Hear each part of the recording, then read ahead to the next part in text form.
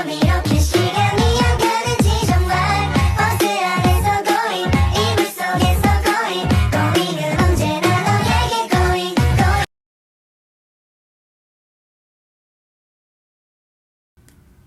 This story entitled Interpreter of Maladies.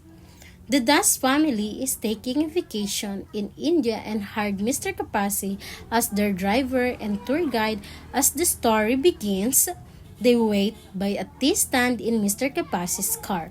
The parents debate over who should take Tina to the bathroom. Ultimately, Mrs. Das takes her reluctantly. Her daughter wants to hold her mother's hand, but Mrs. Das ignores her.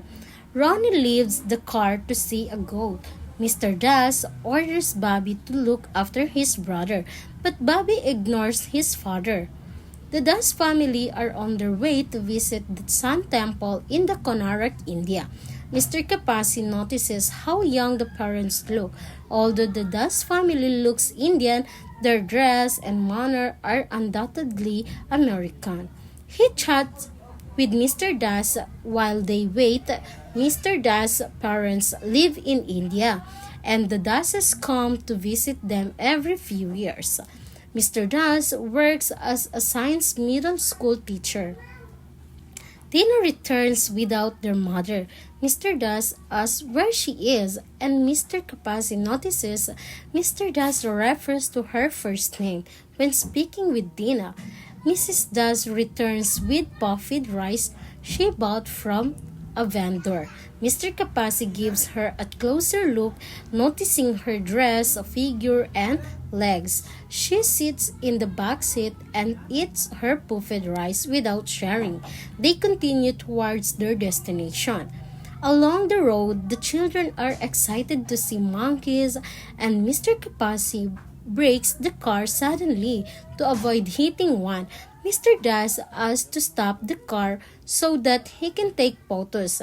Mrs. Das begins to paint her nails, ignoring her daughter's wish to join her activity.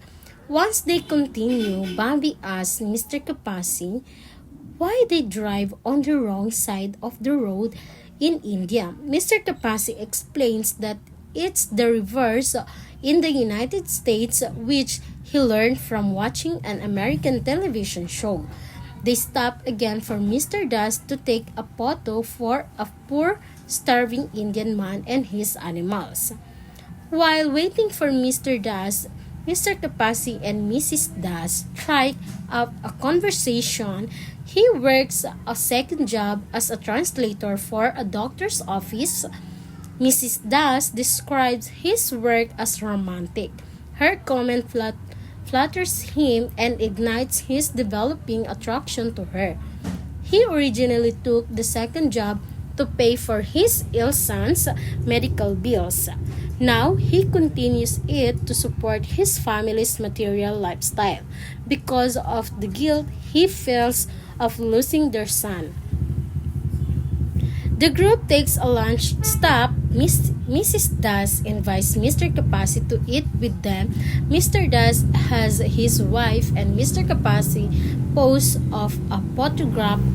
Mr. Kapasi delights in the closeness to Mrs. Das and her scent. She asks for his address and he begins to fantasize about a letter correspondence.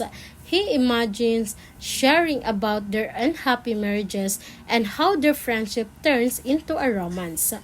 The group reaches the Sun Temple, an enormous sandstone pyramid adorned with a chariot statues. Mr. Kapasi is intimately familiar with the site, but the Das family approaches as a tourist with Mr. Das reading a tour guide aloud.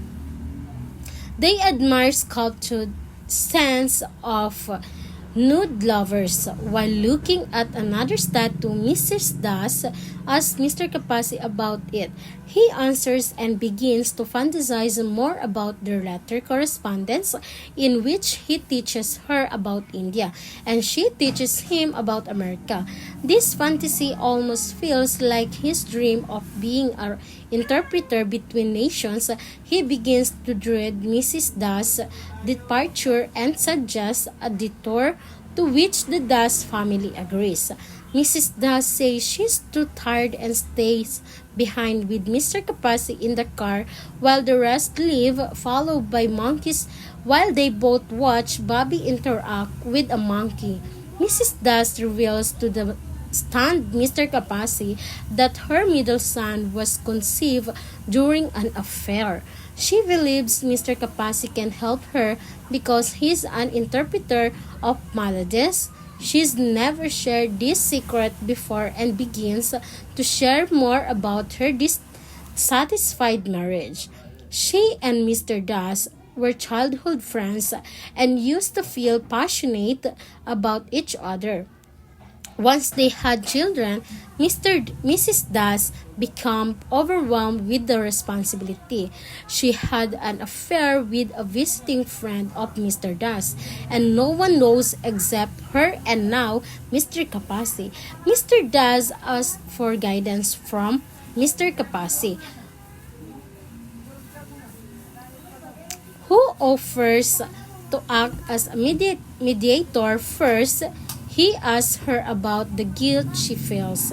This upsets her and she angrily exits the car, unconsciously eating the puffed rice while steadily dropping a trail or crumbs.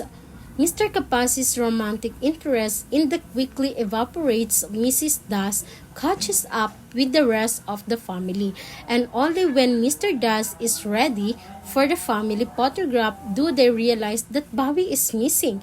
They find him being attacked by monkeys who have become excited after the puffed rice crumbs. Mr. Kapasis uses a stick to beat them away. He scoops up Bobby and hands him to the parents who tend to his wound. Mr. Kapasi notices the piece of paper with his address drift away in the wind while he watches the family from a distance.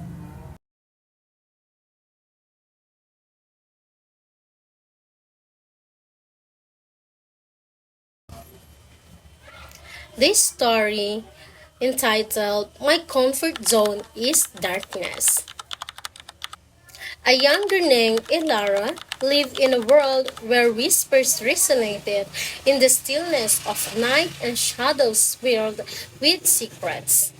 Ilara was different from everyone else because she felt comfort in the darkness when others treated it. Elara has always had connection to the darkness. Her eyes glow with the mysteries that hid in the shadows as she strolled through moonlit forests, her footsteps gentle against the earth. Elara leaned out, eager to learn the secrets of the unknown, while other kids recoiled from it. Elara's bond with the dark only gets stronger as she grew. The way shadows dance along deserted alleyways and whispered stories of long forgotten grief struck her as a beautiful.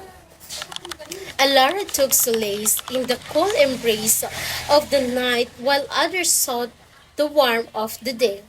However, as Elara's love of the dark increased, so did the rumors of distrust and terror. The villagers whispered about her nighttime explorations and the unusual abilities they thought she possessed. A few mumbled about witchcraft, while others discussed even darker topics. The rumors didn't stop Elara, though she saw the darkness as a place of limitless possibilities rather than as a place to be afraid.